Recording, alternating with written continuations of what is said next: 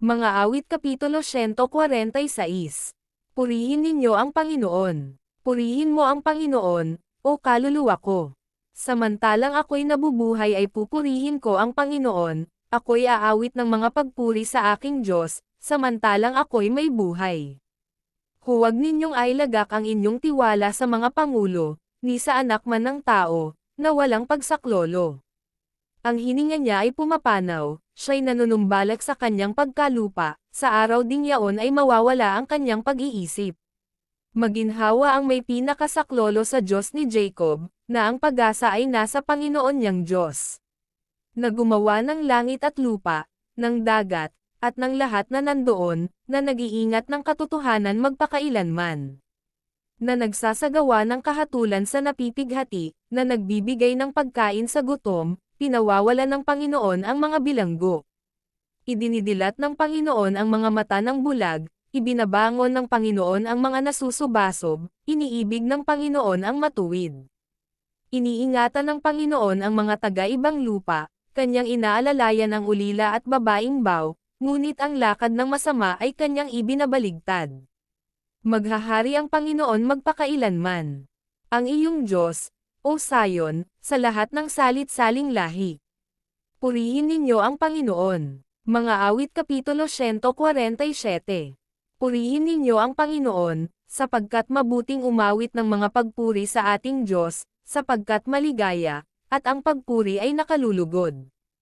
Itinatayo ng Panginoon ang Jerusalem, kanyang pinipisan ang mga natapon na Israel. Kanyang pinagagaling ang mga may bagbag na puso, at tinatalyan niya ang kanilang mga sugat.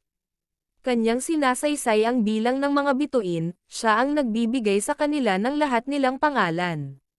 Dakila ang ating Panginoon, at makapangyarihan sa kapangyarihan, ang kanyang unawa ay walang hanggan. Inaalalayan ng Panginoon ang maamo, kanyang inilulugmok sa lupa ang masama. Magsiyawit kayo sa Panginoon ng pagpapasalamat, magsiyawit kayo sa alpa ng mga pagpuri sa ating Diyos. Na nagtatakip sa mga langit ng mga alapaap, na siyang naghahanda ng ulan sa lupa, na nagpapatubo ng damo sa mga bundok.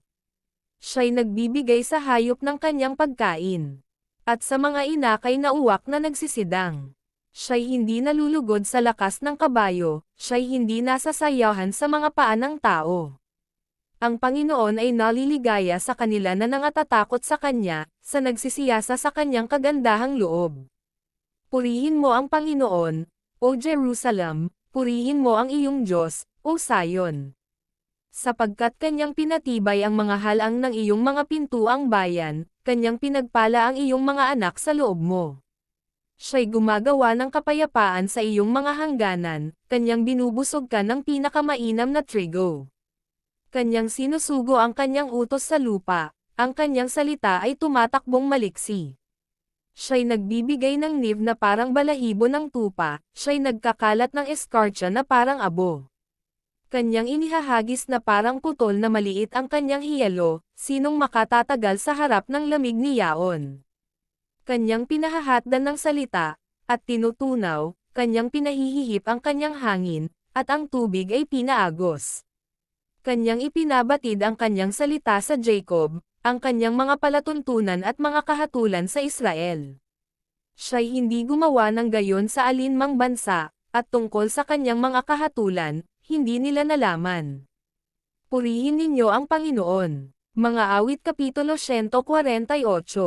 Purihin ninyo ang Panginoon. Purihin ninyo ang Panginoon mula sa mga langit, purihin ninyo siya sa mga kaitaasan.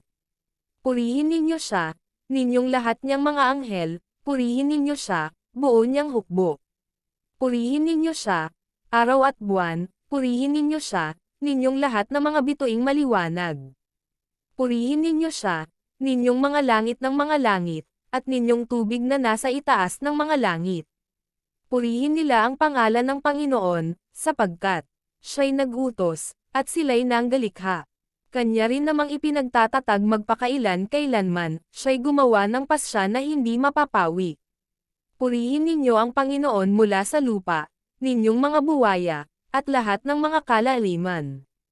Apoy at granazo, niv at singaw, unos na hangin, na gumaganap ng kanyang salita. Mga bundok at lahat ng mga gulod, mga mabungang kahoy at lahat ng mga sidro.